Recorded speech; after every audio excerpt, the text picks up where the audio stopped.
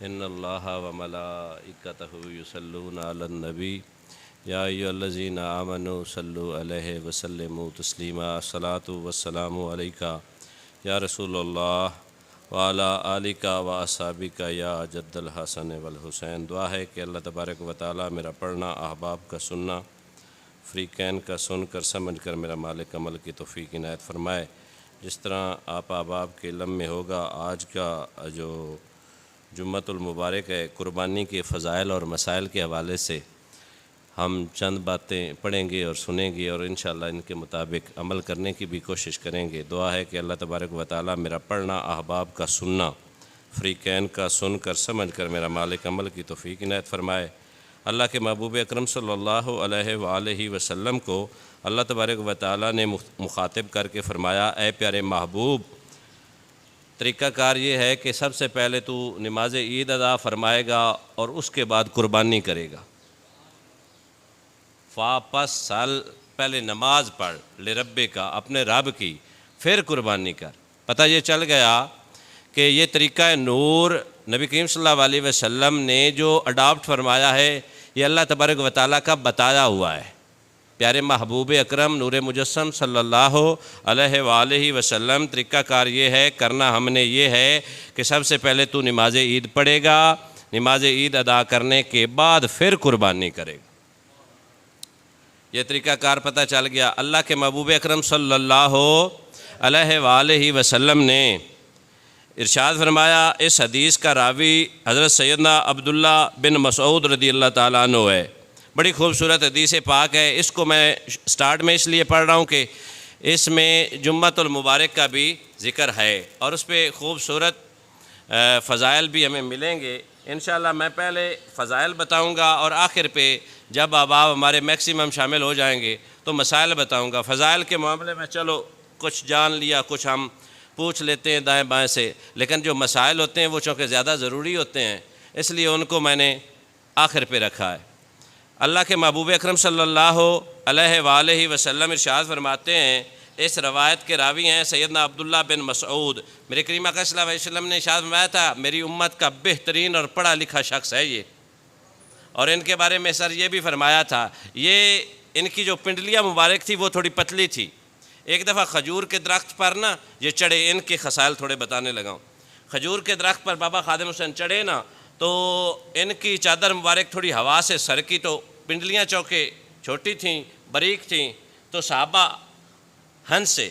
تو نبی کریم صلی اللہ علیہ وسلم نے فرمایا، اے میرے غلاموں، تمہیں کیا پتہ عبداللہ بن مسعود کون ہے؟ تم اس کی پنڈلیوں کی بات کرتے ہو، اود پہاڑ جتنے اعمال ایک طرف ہوں اور میرے عبداللہ کی پنڈلیاں ایک طرف ہوں، پھر بھی عبداللہ افضل ہے۔ اللہ اکبر کبیرہ۔ کیا بات! اور توسل کیا ہے، وجہ کیا ہے؟ جب تک بکے نہ تھے کوئی پوچھتا نہ تھا، سرکار آپ نے خرید کر انمول کر دیا۔ کائنات عالم میں اگر دوسرا کوئی صحابی پیدا نہیں نہ ہو سکتا تو اس کی وجہ یہ ہے کہ صحبت مصطفیٰ جو نہیں مل سکتی۔ یہ صحبت مصطفیٰ کا فیضان ہے کہ میرے کریم اکرم صلی اللہ علیہ وسلم کے غلاموں جیسا نہ پہلے کوئی غلام آیا ہے اور نہ آ سکتا ہے۔ وہ تو ممکن ہی نہ آنے والا، وہ جب میرے پاک نبی نے فرمایا میں آخری نبی ہوں، میرے بعد کوئی دوسرا نبی نہیں آئے گا، تو پھر دوسری رائے ختم ہو گئی۔ جب مصطفیٰ نہیں آئیں گے تو غلام نئے کیسے آ سکتے ہیں؟ اور جو غلام میرے کریم اکرم صلی اللہ علیہ وسلم نے ارشاد فرمایا، جس طرح ستاروں کے لیے چاند اہمیت کا حامل ہوتا ہے، اسی طرح اپنے صحابہ میں اور انبیاء میں میں بھی افضل ہوں۔ اور جس طرح اللہ تبارک و تعالیٰ نے اس خوبصورت رات کو تاروں سے مزین کیا ہے نا، محمد مصطفیٰ کی نبوت کے چاند کو صحابہ جیسے ستاروں سے مزین کیا۔ یہ دوسری کوئی رائے اس میں نہیں ہے۔ میرے پاک نبی کے سارے غلام سچے، اور میں اینڈ پہ انشاءاللہ عرض کروں گا۔ حدیث پاک یہ ہے کہ اللہ کے محبوب اکرم صلی اللہ علیہ وسلم نے ارشاد فرمایا، اللہ تبارک و تعالیٰ نے دنوں میں 4 دنوں کو پسند فرمایا۔ دنوں میں، ایام میں 4 ایام کو اللہ نے پسند کیا۔ مہینوں میں 4 ماہ کو اللہ نے پسند فرمایا، فرمایا عورتوں میں 4 عورتوں کو اللہ نے چنا، اور فرمایا 4 ایسے شخص ہیں جو سب سے پہلے اپنے قبائل میں، اپنی برادری میں جنت میں جائیں گے۔ اور پھر میرے پاک نبی نے فرمایا 4 ایسے خوش قسمت اشخاص ہیں جن کی عاشق جنت ہے۔ بولیے نظر، جن کی عاشق جنت ہے۔ اب سنیے گا ڈیٹیل سے، دنوں کی بات کرنے جا رہا ہوں۔ میرے کریم فرمانے لگے جن دنوں میں سب سے افضل دن جمعۃ المبارک ہے۔ آج کا دن دنوں میں سب سے افضل ہے۔ کیوں؟ میرے کریم فرمانے لگے یہ وہ دن ہے جس دن بندہ دنیا اور آخرت کی بھلائی مانگتا ہے نا، تو اس دن میں ایک گھڑی ایسی ہوتی ہے، رب کہتا ہے دے دیا دے دیا دے دیا۔ رب مایوس کرتا ہی نہیں اس جمعۃ المبارک کے دن سے کہ توسل سے یا اس خوبصورت دن کو ہم مانگے نا تو اللہ تبارک و تعالیٰ دنیا بھی عطا فرماتا ہے اور آخرت بھی عطا فرماتا ہے۔ آگے بات آئی عرفہ کا دن۔ عرفہ کا دن یہ 9ویں والا دن ہوتا ہے، 9 ذی الحج۔ اللہ کے محبوب اکرم صلی اللہ علیہ وسلم نے ارشاد فرمایا تھا یہ جو 10 دن ہے نا، 1 ذی الحج سے لے کر 10 ذی الحج تک، یہ عظیم ترین دن ہیں۔ اس کا ایک ایک دن 1000 دنوں سے افضل ہے۔ اس کی ایک ایک رات کی عبادت کئی 1000 راتوں سے افضل ہے۔ میرے کریم آقا صلی اللہ علیہ وسلم کی زوجہ محترمہ آپ ارشاد فرماتی ہیں کہ کریم آقا صلی اللہ علیہ وآلہ وسلم کا اسلوب تھا ان دنوں میں روزے بھی رکھتے تھے اور عبادت بھی کثرت سے کرتے تھے۔ یہ پہلے 10 دن۔ 9ویں کا روزہ تو مصطفیٰ جان رحمت صلی اللہ علیہ وسلم کا معمول رہا ہے، اور اس کے فضائل میں بتاتا ہوں۔ عرفہ کا دن اللہ تبارک و تعالیٰ فرشتوں میں اپنے بندوں پر فخر فرماتا ہے اس دن، عرفہ کے دن۔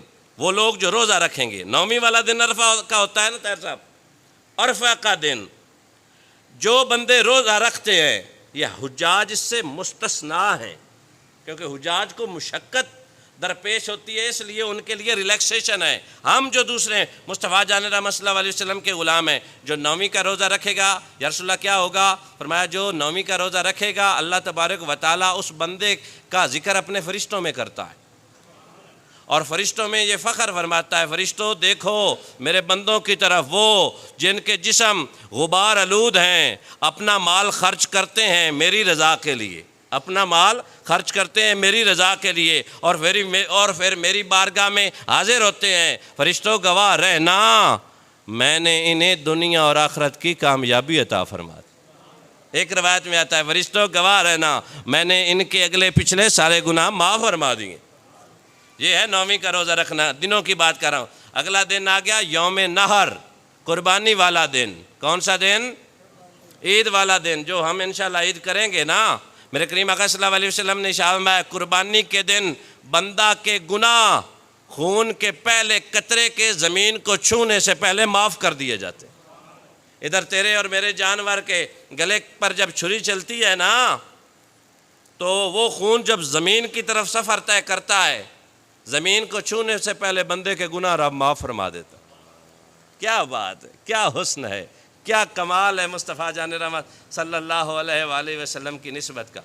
دیکھیں ہم سے پہلے بھی قربانیاں ہوتی رہی ہیں۔ کریم آقا صلی اللہ علیہ وسلم سے طاہر صاحب پوچھا گیا نا صحابہ نے، یا رسول اللہ صلی اللہ علیہ وسلم یہ قربانی کیا ہے؟ تو آپ نے فرمایا ہمارے جد امجد تمہارے باپ سیدنا ابراہیم علیہ السلام کی یہ سنت ہے۔ یا رسول اللہ سنت ان کی ہے، ہمیں کیا ملے گا؟ تو کریم فرمانے لگے بالوں کے برابر، جانور کے بالوں کے برابر نیکیاں ملیں گی۔ جانور کے جسم پر کتنے بال ہوتے ہیں؟ کاؤنٹ لیس، ان گنت ہوتے ہیں۔ حالانکہ جس طرح میں پہلے عرض کر رہا تھا نا کہ ہم سے پہلے زکا بھائی جو اللہ کے مقرب بندے قربانیاں کرتے تھے نا، وہ کر کے پہاڑوں پر ڈال آتے تھے، آسمان سے بجلی گرجتی اور اسے اچک لے جاتی۔ جس کی قربانی وہ بجلی اچک لیتی وہ قبول ہوتی تھی، اور جس کی نہیں وہ نہ قبول۔ ہم بحمدللہ کھاتے بھی خود ہیں، ہاں خود کھاتے ہیں نا، جس طرح مال غنیمت کا معاملہ خود کھاتے ہیں۔ اور قبولیت کی اتھینٹسٹی کا عالم یہ ہے کہ ادھر چھری چلتی ہے، پہلا وار چلتا ہے، خون زمین کی طرف جاتا ہے، مدینے والے پاک نبی کریم صلی اللہ علیہ وسلم نے ارشاد فرمایا تھا کہ وہ خون زمین کو چھونے سے پہلے تیری قبول ہو جاتی. اور پھر دیکھیں کتنا خوبصورت طریقہ کار ہے. اس قربانی کے گوشت کے 3 حصے کرو گے. ایک حصہ اپنے لیے، اپنے اہل و عیال کے لیے، دوسرا حصہ اپنے عزیز و اقارب رشتہ داروں کے لیے، اور تیسرا حصہ یتاما، غربا، مساکین کے لیے. اور اس میں بھی حضرت جی مسائل ہیں. شریعت کہتی ہے کہ تو اگر غریب ہے نا، کثیر العیال ہے، تیرے بچے زیادہ ہیں، تیری فیملی بڑی ہے، تیرے زیر کفالت زیادہ لوگ ہیں، تو خود بھی اگر کھا لے یا اپنے بچوں کے لیے رکھ لے تو بھی حرج نہیں ہے. لیکن یہ ان لوگوں کے لیے ہے جو غریب ہیں. اور قربانی کا طریقہ کار اور ہوتا ہے زکوٰۃ والے نصاب سے تھوڑا ہٹ کے. اس کے لیے یہ ہوتا ہے کہ وقتی طور پر بھی میرے حالات بہتر ہو جائیں نا، تو اسی وقت میں قربانی کر سکتا ہوں. اس کے لیے سال بھر پیسوں کا رکنا ٹھہرنا یا تیرے اکاؤنٹ میں یا گھر میں ہونا ضروری نہیں ہے. وقتی پیسے آ گئے، کتنی مالیت کے 7.5 تولے سونا، 52 تولے چاندی، اس کے یا اس کے برابر کی رقم آپ کے پاس آ گئی، آپ پر قربانی واجب ہو گئی. آپ قربانی کریں گے، کرنی بھی چاہیے. جسے اللہ تبارک و تعالی استطاعت دے، جس کی کیفیت اچھی ہو، سر جو خوشحال ہو، اللہ کی راہ پہ ہی دینا ہے نا، ہاں تو دینا چاہیے. اگلی بات بھی سنتے جائیں نا. کریم آقا صلی اللہ علیہ وآلہ وسلم نے تیرسا ارشاد فرمایا کہ جو حیثیت کے باوجود، جو طاقت کے باوجود قربانی نہ کرے، لوگ نہیں نہ کرتے، اپنے اللہ تللے خوب اڑاتے ہیں. موبائل کی ضرورت پڑ گئی تو 1.5 لاکھ والا لینا ہے. قربانی کی ضرورت ہے نا، واجب ہے نا، واجبات میں ہے نا یاسر بھائی. 50,000 کا جانور نہیں لینا. پریفرنسز اپنی اس طرف سیٹ کریں جو ہماری شریعت جس کی اجازت دیتی ہے. میرے کریم یہ اس سے بڑی اور سختی کیا ہو سکتی ہے؟ الفاظ نرم ہیں لیکن تاثر شدید ہے. ہاں، جو حیثیت رکھنے کے باوجود قربانی نہ کرے، اس کا کوئی کام نہیں ہماری عیدگاہ کی طرف آنا. یہ تھوڑی بات ہے. رحمت للعالمین نبی فرما رہے نہیں، you are not allowed to enter into our عیدگاہ، تو ہماری عیدگاہ میں نہیں آ سکتا. اس لیے اللہ تبارک و تعالیٰ جسے حیثیت دے اسے قربانی ضرور کرنی چاہیے. اور انشاءاللہ کریں گے یا نہیں؟ نبی کریم صلی اللہ علیہ وآلہ وسلم سے صحابہ نے پوچھا یا رسول اللہ صلی اللہ علیہ وسلم، یہ ہماری قربانیاں کہاں تک ہمارے کام آئیں گی؟ اس تناظر میں حدیث پاک کا مفہوم عرض کر رہا ہوں. کریم اکرم صلی اللہ علیہ وسلم ارشاد فرمانے لگے، روز محشر یہ تمہاری قربانیاں اللہ کی بارگاہ میں پیش کی جائیں گی. ان کے جو سینگ ہیں، ان کے جو کھور ہیں، ان کے جو چمڑے ہیں اور چمڑوں پہ جو بال ہیں، وہ تمہارے نامہ اعمال میں تلیں گے. حالانکہ یہ جو پارٹس ہیں نا ہماری قربانی کے، ہمارے جانوروں کے، یہ ہم کنسیڈر کرتے ہیں کہ یہ فضول ہیں، یہ بیکار ہیں، ہم پھینک دیتے ہیں. لیکن دیکھو ہم جنہیں فضول سمجھتے ہیں وہ کتنے بڑے اصول والے ہیں کہ روز محشر نامہ اعمال پر تولے جائیں گے. اور ایک اور روایت بھی سن لیں. کریم اکرم صلی اللہ علیہ وسلم نے ارشاد فرمایا، روز محشر جب تم لوگ قبروں سے اٹھو گے نا، جو قربانی تو نے کی ہوگی وہ تمہاری قبر پہ تمہارا انتظار کرے گی. جی ماشاءاللہ، وہ تمہارا، اور کیفیت یہ ہوگی اس کے جسم پر جو بال ہوں گے وہ سونے اور چاندی کے بھائی جان، اور اس کے جو سینگ ہیں وہ سونے کے، آنکھیں یاقوت کی. وہ تمہارا انتظار کر کے کہے گی آ جا، وہ جو 500 سال کی مسافت ہے نا، آج تجھے چند لمحوں میں عبور کروا دوں. یہ ہے ہماری قربانیوں کا. اور میرے کریم آقا صلی اللہ علیہ وسلم کا مجاہد بھائی طریقہ نور یہ تھا. میرے کریم آقا صلی اللہ علیہ وسلم نے اپنی حیات طیبہ میں ہمیشہ 2 قربانیاں کی ہیں. کتنی جی؟ 2. ایک اپنے لیے اور ایک اپنی امت کے لیے. سرکار بنا لطف و عطا کون کرے گا، امت لئی رو رو کے دعا ساری زندگی. اور آپ حضرت علی رضی اللہ تعالیٰ عنہ کو بھی وصیت فرما کر گئے تھے. فرمایا علی میرے نام پر بھی قربانی دیتے رہنا. ہمارے جو محبین ہیں نا، جو چاہنے والے ہیں، تھوڑے محبت والے ہیں، جنہیں اللہ تبارک و تعالیٰ نے خوشحال بنایا ہے نا، وہ کرتے ہیں مصطفیٰ جان رحمت کے نام کی بھی قربانی صلی اللہ علیہ وآلہ وسلم. اور میرے کریم آقا صلی اللہ علیہ وسلم کی کا فرمان ذیشان ہے، جس کی راویہ سیدہ عائشہ صدیقہ رضی اللہ تعالیٰ عنہا ہے. کریم آقا صلی اللہ علیہ وسلم کا طریقہ نور قربانی کے حوالے سے سمجھنے کی کوشش کریں نا. کریم آقا صلی اللہ علیہ وسلم نے فرمایا کہ عائشہ وہ مینڈا لایا جائے. وہ مینڈا لایا گیا. عائشہ صدیقہ رضی اللہ تعالیٰ عنہ فرماتی ہیں وہ ایسا تھا جو اندھیرے میں رہتا تھا، اندھیرے میں بیٹھتا تھا، اندھیرے میں دیکھتا تھا. مطلب کیا؟ مفسرین نے، محدثین نے بتایا ہے آنکھیں کالی تھی، جسم سیاہ تھا، ہاں، اور پاؤں بھی سیاہ تھے. میرے کریم آقا صلی اللہ علیہ وسلم کی بارگاہ میں لایا گیا نا، فرمایا عائشہ چھری لاؤ. چھری لائی گئی تو فرمایا اسے تیز کرو. حضرت عائشہ صدیقہ رضی اللہ تعالیٰ عنہ کہتی ہیں کہ پتھر پر تیز کیا گیا. پھر میرے کریم آقا صلی اللہ علیہ وآلہ وسلم نے اس مینڈے کو پہلو کے بل لٹایا. آپ جانتے ہیں نا، یہ جو جانور ہیں نا، یہ مزاحمت ہم سے کرتے ہیں. یہ جیسے بھائی ہم پکڑتے ہیں، 8-10 بندے ہو گئے، اپنے جانور کو پکڑ دکڑ کر، کبھی وہ ہم سے رہا بھی ہو جاتی ہے اور بڑا نقصان بھی کرتی ہے. لیکن مصطفیٰ جان رحمت صلی اللہ علیہ وسلم نے جو بھی جانور ذبح فرمایا ہے نا، ایک بھی جانور نے مزاحمت نہیں کی. بریلی والا بابا کہتا ہے آقا کروں تیرے نام پہ جاں فدا، نہ صرف ایک جاں 2 جہاں فدا، 2 جہاں سے بھی جی بھرا نہیں، کروں کیا کروڑوں جہاں نہیں، واہ کیا جود و کرم ہے شہ بطحا تیرا، نہیں سنتا ہی نہیں مانگنے والا تیرا، آقا تیرے ٹکڑوں پہ پلوں غیر کی ٹھوکر پہ نہ ڈال، جھڑکیاں کھاؤں کہاں چھوڑ کر صدقہ تیرا.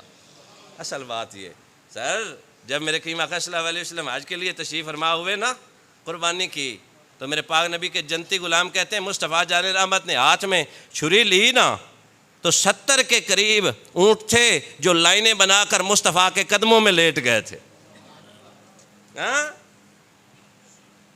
70 اونٹ کو تو پتہ چلتا ہے یہ آخر و زمان. ابھی بولیے نا ذرا، اونٹ کو کس نے بتایا تھا اونٹ اتنا مصطفیٰ سے پیار کرے؟ حضرت عمر فاروق کہتے ہیں کہ ایک اونٹ پاگل ہو گیا.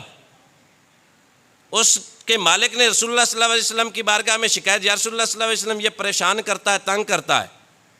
حضرت عمر فاروق ساتھ ہو لیے، میرے کریم آقا صلی اللہ علیہ وسلم مشتاق صاحب خرامہ چلتے ہوئے اس طرف گئے نا. حضرت سیدنا عمر فاروق عرض کرتے مجاہد بھائی کہ یا رسول اللہ صلی اللہ علیہ وسلم وہ باملہ ہے، پاگل ہے نا، اس کے قریب نہ جائیے. فرمایا عمر کائنات میں کوئی ایسی چیز ہے ہی نہیں جو مجھے نہ جانتی ہو کہ میں اللہ کا حبیب ہوں. ہاں، کریم آقا صلی اللہ علیہ وسلم قریب گئے. آپ خصائص الکبریٰ پڑھ کر دیکھ لیجئے، اس اونٹ نے جہاں سے بیٹھا تھا نا، اپنے گھٹنے زمین پر لگائے، بڑی مہربانی سر، گردن جھکائی اور گھسیٹنا شروع کر دیا. ہاں، اللہ اکبر کبیرہ. چک گھونگٹ شرم حجاباں نوں، چھڈ درس تے پھوک کتاباں نوں، ایتھے کم نہیں پڑھن پڑھاون دا، چل سکھ چج کوئی یار مناون دا.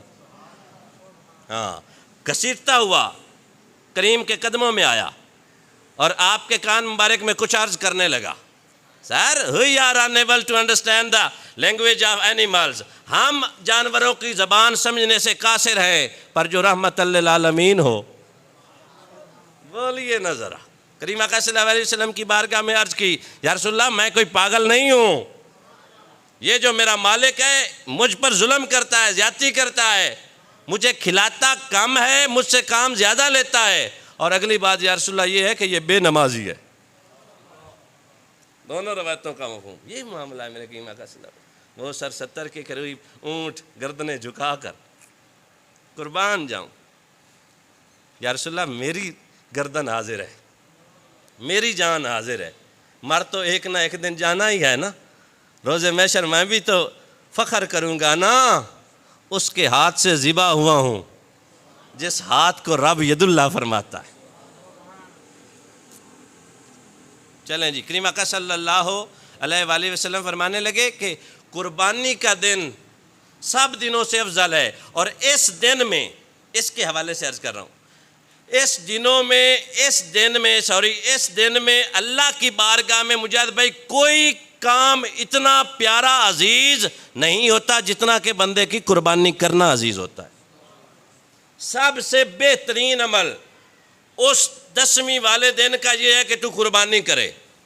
یا رسول اللہ جو خرچہ کروں، فرمایا سب سے بہترین خرچہ وہ ہے جو تو عید والے دن کرتا ہے۔ اور میں ساتھ ہی مسئلہ سکپ نہ ہو جائے عرض کرتا چلوں، ہم جب قربانیاں کرتے ہیں نا، طریقہ کار تو یہ ہے کہ ہم خود مشقت کریں، اس میں ثواب اجر ملتا ہے سر۔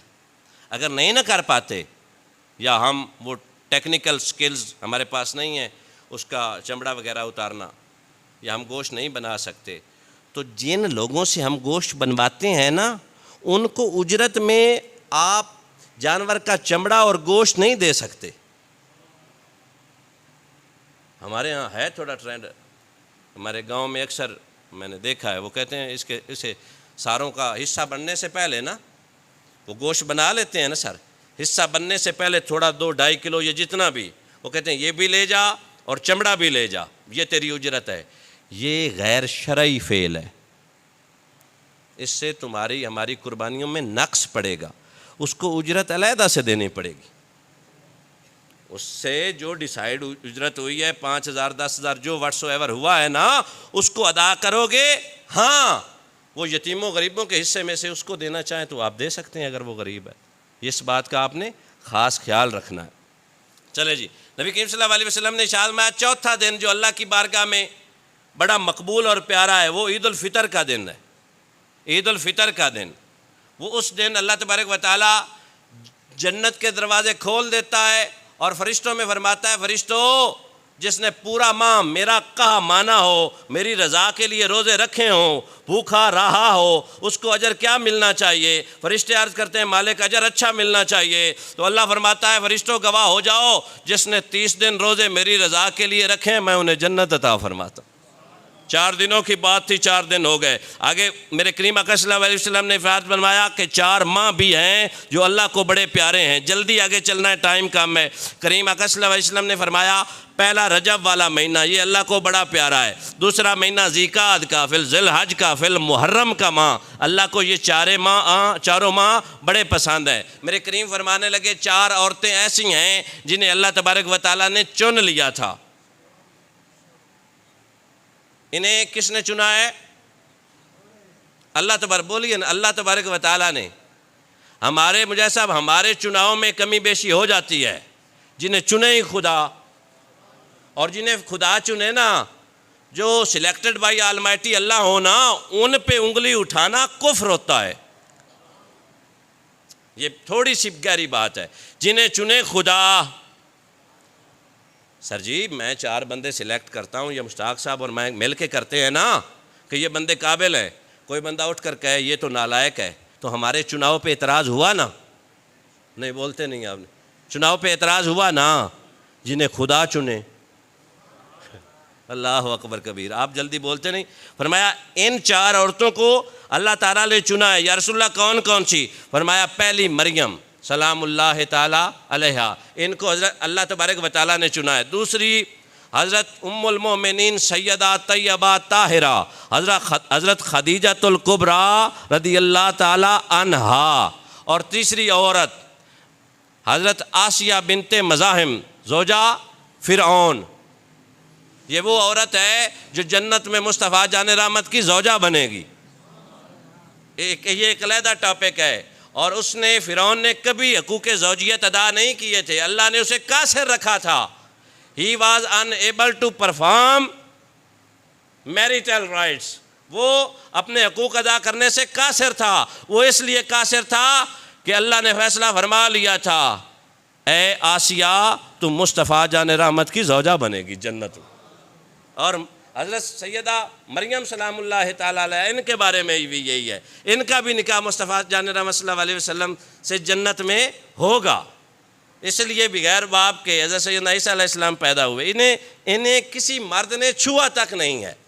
یہ تو حضرت جبرائیل علیہ السلام نے پھونک مارا تھا، ہاں پتہ لگا بزرگاں نے پھونکا بھی مجاہد بھائی اثر ہوندا ہے، توجہ ہے یا نہیں؟ اللہ اکبر کبیرہ۔ اور آخری عورت، آؤ سلام کریں اس آستانے کو جس نے حسین پال کر دیا زمانے کو۔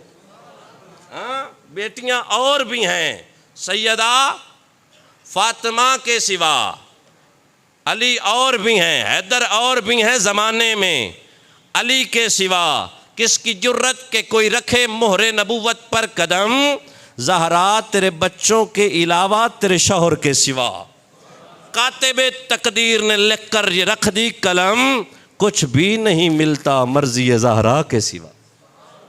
کیوں؟ وہ اس لیے کہ زہرا کی مرضی مصطفیٰ کی مرضی ہے، اور مصطفیٰ کی مرضی خدا کی مرضی، یہ عالم ہے۔ چوتھی عورت یہ، میرے کریم اکرم صلی اللہ علیہ وسلم نے ارشاد فرمایا، چار وہ اشخاص جو سب سے پہلے جنت جانے والے ہیں، عربوں میں محمد مصطفیٰ صلی اللہ علیہ وسلم ہے، فارسیوں میں حضرت سیدنا سلمان فارسی رضی اللہ تعالیٰ عنہ ہے، اور میرے کریم فرمانے لگے رومیوں میں حضرت صہیب رومی رضی اللہ تعالیٰ عنہ ہے، اور فرمایا اہل حبش میں حضرت سیدنا بلال حبشی رضی اللہ تعالیٰ عنہ ہیں جو سب سے پہلے جنت میں جائیں گے۔ کریم اکرم صلی اللہ علیہ وسلم سے پوچھا گیا، بندہ نواز یا رسول اللہ صلی اللہ علیہ وسلم بتائیں جنت کن لوگوں کی مشتاق ہے؟ سر جی ہم ایمان کا تقاضا مشتاق صاحب یہ ہے کہ ہم جنت کے طلبگار رہیں، لیکن مصطفیٰ کی بارگاہ میں پوچھا گیا یا رسول اللہ یہ بھی تو بتائیں جنت کن کی طلبگار ہے؟ ہم چاہتے ہیں جنت کو، جنت سے آج پوچھتے ہیں اے جنت بتا تو کنہیں چاہتی ہے؟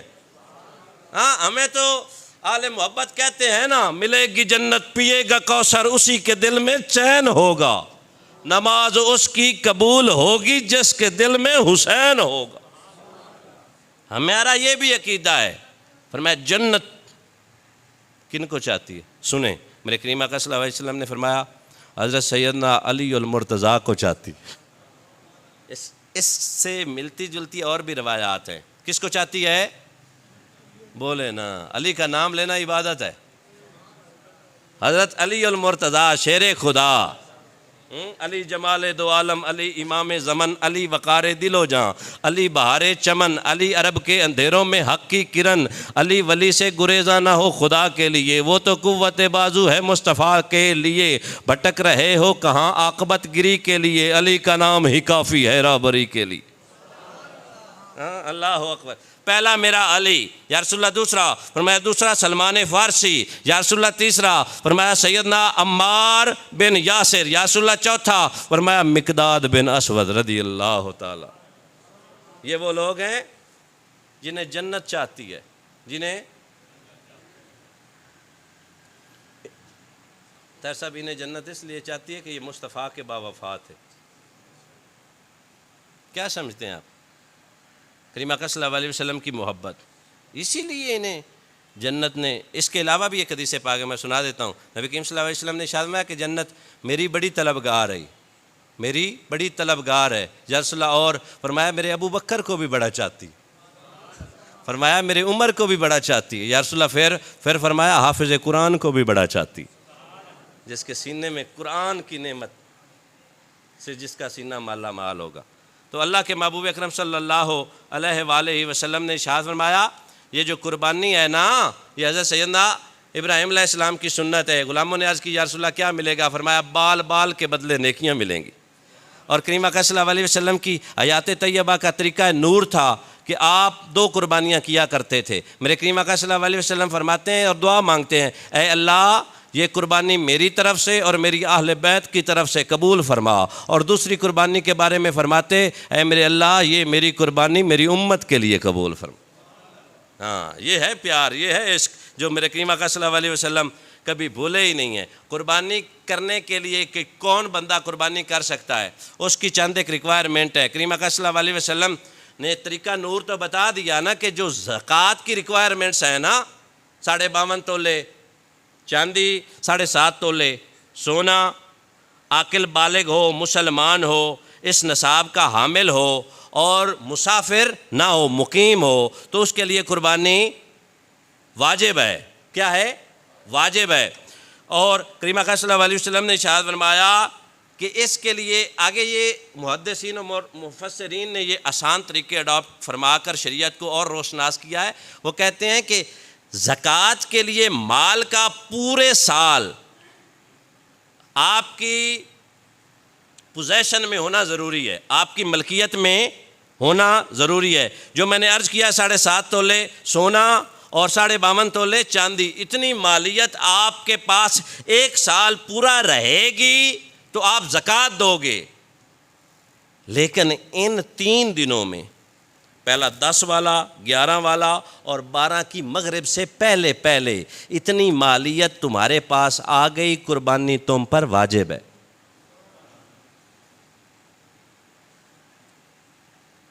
آپ اوکیجنلی بھی ویلدی ہو جاتے ہیں نا، دولت مند ہو جاتے ہیں، آپ نے قربانی کرنی ہے اور آپ کے ذمہ ہے. اور اگلی بات میں پہلے بھی عرض کر چکا ہوں کہ جو حیثیت رکھتا ہوا قربانی نہ کرے، فرمایا میری عیدگاہ کی طرف نہ آئے، پھر اس کا کیا کام. اور میرے کریم آقا صلی اللہ علیہ وسلم کا طریقہ نور رہا ہے. میرے پاک نبی نے فرمایا کہ ایک غلام آیا نا، وہ کسی کا نوکر تھا، آ کر عرض کرتا ہے، لوگ نا دراصل انڈرسٹینڈنگ سپرفیشل ہو نا، سطحی ہو نا، تو پھر بندہ لطافت کو نہیں سمجھ پاتا نا.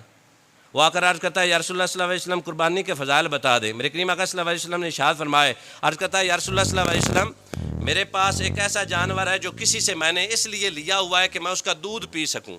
یا رسول اللہ قربانی کے تو بڑے فضائل ہیں، اگر آپ اجازت دیں تو میں اسے اللہ کی راہ میں قربان کر دوں. کریم فرمانے لگے ایسا ممکن نہیں ہے، اس کا چونکہ تو مالک نہیں ہے اس لیے تو اسے قربان نہیں کر سکتا. یا رسول اللہ پھر میں کیا کروں؟ فرمایا چاند نظر آنے سے پہلے.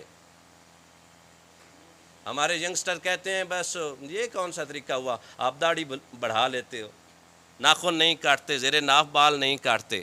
تو میں نے کہا عظمت سننا، مستحب عمل ہے، مستحب، فرائض اور واجبات میں نہیں. اور مستحب کا پتہ ہے کون سا ہوتا ہے؟ وہ عمل جو مصطفیٰ کو پسند ہو. اور تجھے مجھے کیا چاہیے مجاہد صاحب؟ جو مصطفیٰ کو، اس کے لیے اس کی اتھینٹسٹی اور اس کو تسلیم کرنے کے لیے کیا اور کوئی ریکوائرمنٹ ہے؟ میں یہ کہوں کہ سر اشتیاق صاحب تو روزانہ شیو کر کے آتے ہیں، میں کیوں نہ کراں؟ یہ ان لاجیکل چیز ہے. مصطفیٰ کو پسند ہے، بس دیٹس آل. اب کسی اور سے ہم نہ کوئی اور حجت ہے اور نہ ہم کسی سے حجت لیں گے. اور مستحب کا طریقہ نور یہ بھی ہوتا ہے کہ آپ اگر کرو گے تو ثواب ملے گا، نہیں کرو گے تو گناہ نہیں ہے. اب بتاؤ روز محشر کوئی عبادت قبول نہ ہوئی، ہمیں کیا پتا ہے یہ جتنی بھی کر رہے ہیں یہی ادا مصطفیٰ خدا کو پسند آ. اللہ اکبر کبیرہ. کریم فرمانے لگے اے میرے غلام ایسا کر، چاند نظر آنے سے پہلے نہ اپنی داڑھی کٹوانا، نہ بال کٹوانا، نہ ناخن تراشنا اور نہ زیر ناف بال کٹوانا. عید پڑھ کے کٹوا دینا، تیرا یہ عمل قربانی کے برابر ہوگا. جس کو حوالہ چاہیے ہوگا دے کر جاؤں گا، بولیے سبحان اللہ. اور ایک اور غریب کے بارے میں بھی آتا ہے جو غریب مسکین تھا. کریم نے فرمایا تو بھی ایسا کر، تجھے بھی قربانی کا ثواب ملے گا. توجہ ہے یا نہیں؟ یہ سچویشن، یہ طریقہ کار ہے اور اس پہ ہم انشاءاللہ عمل کریں. اللہ پاک نے جس کو خوشحال رکھا ہے وہ قربانی کرے، اللہ پاک اس کی قربانی قبول فرمائے گا. اور اگلی بات چند ایک لوازمات ٹرمز اینڈ کنڈیشن میں عرض کرتا چلوں. بحث کی کوئی کنفیوژن نہیں ہے.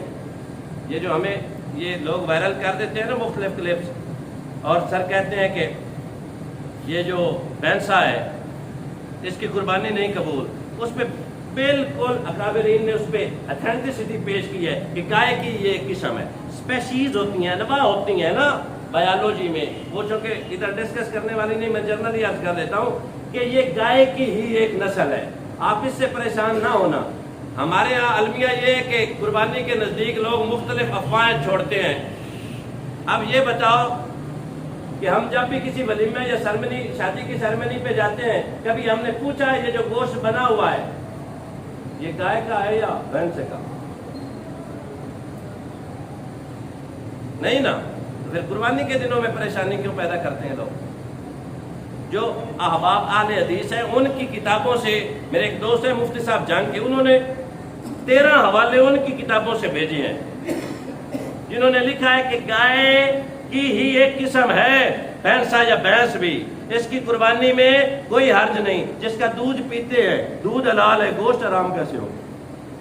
نہیں بولتے نہیں آپ، لہٰذا ان پریشانیوں میں پڑھنے کی ضرورت نہیں ہے. آپ کو پینٹس ہوتے ہیں نا اکٹھے، ایک اونٹ کا ہے یا گائے کا ہے یا بھینسے کا ہے نا حصہ، اس میں 7 لوگ شامل ہوتے ہیں نا. شریعت نے بتایا ہے ساروں کی رضا ایک جیسی ہونی چاہیے. یہ رضا ہونی چاہیے کہ اللہ کی خوشنودی درکار ہے، اللہ کی رضا درکار ہے. اگر ان 7 میں سے ایک کا بھی مقصد غرض و غایت یہ ہو کہ گوشت کھانا ہے، کسی کی قبول نہیں ہو. ہم نے کبھی اس بات پہ فوکس کیا ہے کہ جو ہمارے پارٹیسپینٹ ہیں، جو حصہ دار ہیں، وہ کیسے ہیں؟ سخت بات ہے، کروں نا، شریعت کی بات ہے. کسی بد عقیدہ کے ساتھ قربانی میں حصہ ڈالو گے، قربانی قبول نہ اس کی ہوگی نہ تیری ہوگی. میں نے سر کو شیئر کیا تھا کہ پرمیشن لے لوں، بات کر دوں، لیکن وہ کہتے ہیں صحیح بات ہے، کریں. توجہ ہے، آپ قربانی کا حصہ ڈالیں گے. ادھر حدیث پاک بھی سنا دیتا ہوں. کریم آقا صلی اللہ علیہ وسلم نے ارشاد فرمایا، جس نے اللہ کی رضا اور خوشنودی کے لیے قربانی کی، روز محشر اس کے درمیان اور جہنم کے درمیان یہ قربانی پردہ بن جائے گی. اٹ مینز دیٹ یہ ہرڈل ہوگی، یہ تجھے جہنم میں نہیں جانے دے گی. لیکن خدا را اپنی قربانیوں کو ضائع نہ کرنا، اپنی بیش قیمتی مال کو ضائع کر بیٹھے تو کیا حاصل ہوگا. ہمارے اکابرین فرماتے ہیں، مفتیان اسلام خصوصاً عقیدہ حق اہل سنت کے مفتیان کہتے ہیں کہ اس قسم کی شراکت والی قربانی میں شرکت نہیں کرنی جو ایسے افراد پر مبنی ہو جن کا مقصد پیٹ بھرنا ہو، اللہ کی رضا نہ ہو، وگرنہ نہ تیری قبول ہوگی نہ اس کی. آگے فرمایا ایسی پارٹیسپیشن میں حصہ نہیں لینا جہاں پہ کوئی بد عقیدہ ہو. میرے پاک نبی کی کسی بھی نسبت کا منکر ہو. میرے پاک نبی کی حیات طیبہ، حیات نور تواتر کے ساتھ ثابت ہے. بے شمار حدیث مبارکہ میرے پاک نبی کی حیات نور کے متعلق اتری ہیں. ایسا بندہ جو مصطفیٰ جان رحمت صلی اللہ علیہ وسلم کی حیات طیبہ کا منکر ہو، اس کو اپنی اس قربانی میں شامل نہ کرنا، وگرنہ نہ تیری قبول ہے نہ اس کی قبول ہے. یہ شرعی مسئلہ ہے، میرے ذمہ ہے میں عرض کروں، وگرنہ میرا گریبان مشتاق صاحب پکڑ کر پوچھا جائے گا انہیں کیا بتایا تھا. پھر فرمایا گیا کریم آقا صلی اللہ علیہ وسلم کی اہل بیت کا جو گستاخ ہو، جو کہے کہ یہ کربلا تو 2 شہزادوں کی جنگ تھی، ہم نے تو ہمارے اکابرین نے ہمیں پڑھایا شہزادے کائنات میں 2 ہی ہے، ایک کا نام حسن ہے اور دوسرے کا نام، بس باقی کوئی شہزادہ ان کے لیول کا نہیں ہے. جن شہزادوں کو کھیلنے کے لیے علم نشرہ والا سینہ ملے، میرے پاک نبی کے جو سچے خادم ہیں ان کو کروڑ سلام، پر حسن اور حسین کچھ اور ہے. جو یہ عقیدہ رکھتا ہے اس کے ساتھ بھی قربانی نہیں کرنی. جو مصطفیٰ جان رحمت کے والدین طیبین طاہرین کو معاذ اللہ استغفر اللہ کافر کہے، ناراض تو نہیں ہوتے، وہ بھی جاؤ تو خیر صلی اللہ، میں بھی نہیں جواب دینا، بولو سبحان اللہ. ان کے ساتھ قربانی نہیں کرنی. اصحاب رسول صلی اللہ حضرت سیدنا ابو بکر صدیق تو لے کے حضرت سیدنا امیر معاویہ تک جہاں بھی کوئی گستاخ ہوئے ان دے نال بھی قربانی بولو نہ ذرا نہیں کرنی. پیسے بھرنے ہیں نا تو نے 25-30 ہزار کے قریب بنے گی، آئی تھنک سو، کتنے کی بنے گی، تو کیوں ضائع کرتا ہے؟ حصہ وہیں ڈال جو سارے تیرے عقیدہ والے ہوں، جو سارے تیرے سکول آف تھاٹ والے ہوں. اس کو ضائع نہ کر بیٹھنا. اور اگلی بات، میرے پاک نبی کی بیٹیاں، ہاں، صبح طیبہ میں وہی بٹتا ہے باڑا نور کا، صدقہ لینے نور کا آیا ہے تارا نور کا، ہو مبارک تجھے ذوالنورین جوڑا نور کا. اللہ اکبر کبیرہ. میرے پاک نبی کی بیٹیوں میں کمی بیشی جو کرے، اس قسم کے بندے کے ساتھ بھی، سر حدیث بڑی ڈاڈی ہے، حدیث یہ ہے کہ مر جاویں تو جنازہ نہ پڑھو. یہ بھی تو حدیث ہے، کس نے بتانی ہے؟ بیمار ہو جائیں، باز پرسی کرنے کے لیے، تیمار داری کرنے کے لیے نہ جاؤ، مر جائیں جنازہ نہ پڑھو، ان کے ساتھ بیٹیوں کے رشتے نہ کرو۔ یا رسول اللہ کن کے ساتھ؟ فرمایا جو میرے اصحاب کے گستاخ ہوں۔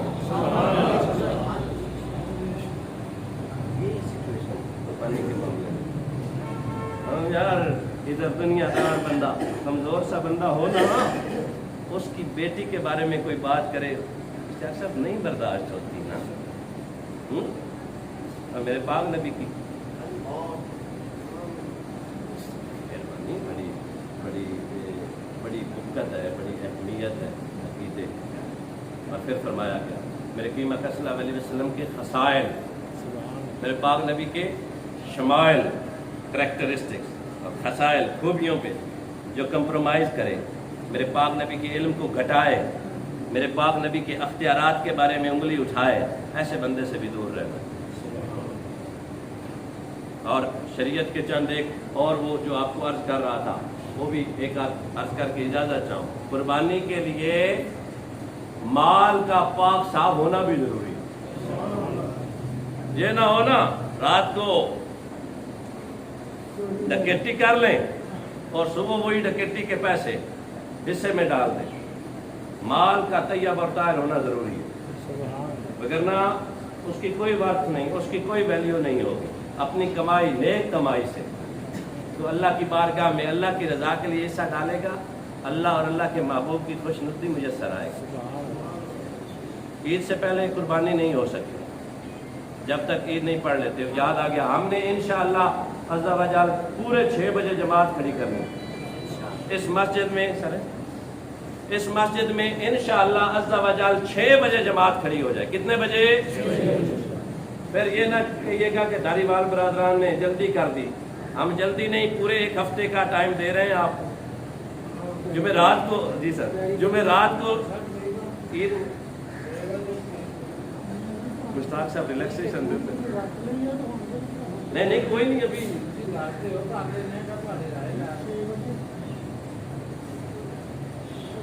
یہ سجیشن کرتے میں آپ کو روایت سناتا ہوں۔ کریم آقا صلی اللہ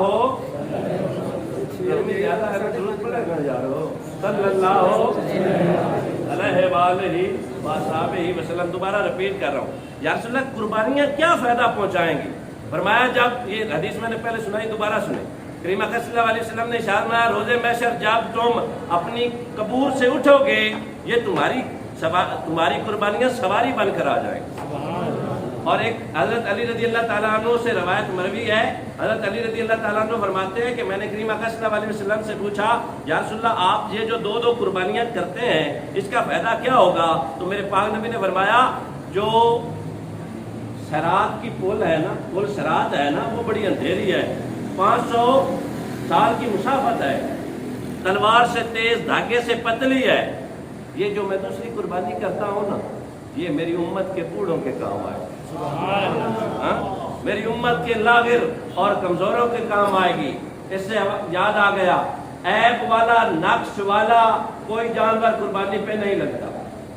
جس کا سینگ ٹوٹا ہوا ہو، جس کا کان 1/3 سے زیادہ پھٹا ہو، جو اتنا کمزور ہو کہ عیدگاہ تک نہ جا سکے، جو اتنا کمزور ہو کہ جس کی ہڈیوں میں گودا ہی نہ ہو، ایسا جانور قربانی پہ نہیں لگتا۔ باقی جو خصی وغیرہ کا معاملہ ہے وہ لگ جاتا ہے، بشرطے کہ کوئی عیب بڑا نہ ہو۔ کان اور سینگ کے حوالے سے شریعت بتاتی ہے 1/3، یہ میری انگلی کے 3 حصے ہیں، 1 2 3۔ فرمایا گیا اگر نقص کان کی بات کر لی جائے، اگر کان یہ 1 حصہ 2 3، اگر 2/3 1/3، اگر اس کا یہ حصہ یہاں تک پھٹا ہوا ہے، قابل قبول ہے۔ اگر وہ پہلے حصے سے تھوڑا عبور کرے گی، یعنی دوسرے میں انٹر ہو جائے گی، قبول آسان سا طریقہ ہے۔